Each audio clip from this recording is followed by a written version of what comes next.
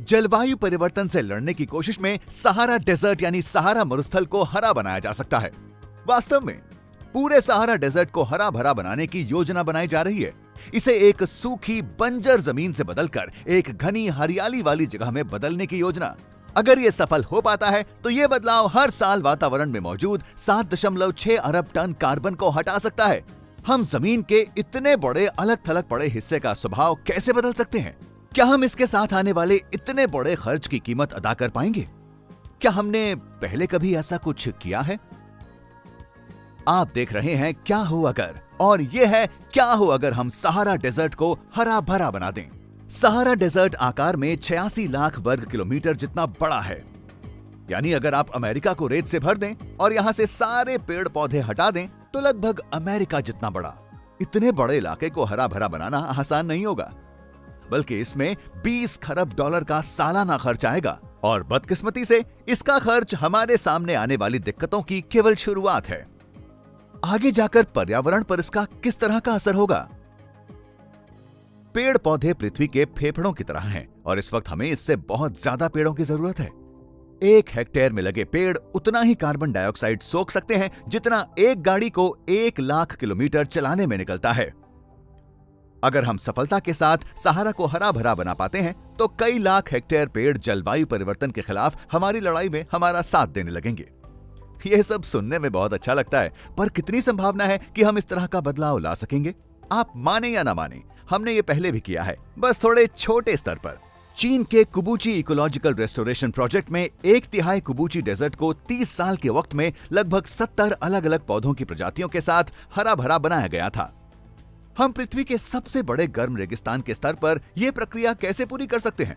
एक तरीका है फसलें और पेड़ लगाना और फिर इन्हें सींचने के लिए सहारा के तट से नमक निकला हुआ पानी लाना। पानी को भाप बनकर उड़ने से बचाने के लिए इसे जमीन के नीचे बने पाइपों के जरिए सीधे जड़ों तक लाना होगा। यहां लगाने के लिए सबसे अच्छे पेड़ होंगे यूकेलिप्टस यानी नीलगिरी, क्योंकि ये दमदार होते हैं और गर्म तापमान में आराम से रह सकते हैं। साथ ही ये तेजी से बढ़ते हैं और इस क्षेत्र के लिए आर्थिक रूप से फायदेमंद हो सकते हैं। जैसे ही पेड़ों में जड़ें आने लगेंगी और वो स्थिर होने लगेंगे, इससे मिट्टी में जरूरी पोषक तत्व आ जाएंगे, बारिश की मात्रा बढ़ जाएगी और सहारा के कुल तापमान में 8 डिग्री सेल्सियस की गिरावट हो जाएगी। ठीक है, तो जब हम जलवायु परिवर्तन के खिलाफ अपनी लड़ाई में तेजी से हारते जा रहे हैं तो हम इस तरह के अहम और अच्छे समाधान की तरफ तेजी से आगे कदम क्यों नहीं बढ़ा रहे?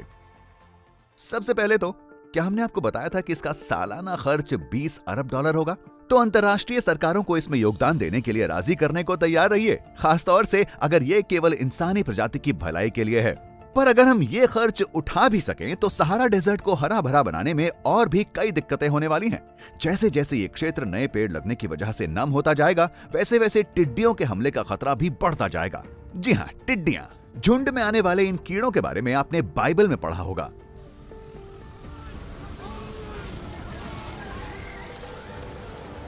रुकिए, टिड्डियां इतनी भी बुरी नहीं हो सकती, है ना?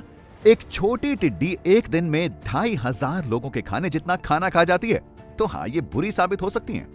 हालांकि सहारा को हरा भरा बनाने की सबसे बड़ी समस्या होगी आगे जाकर पर्यावरण पर होने वाला इसका असर।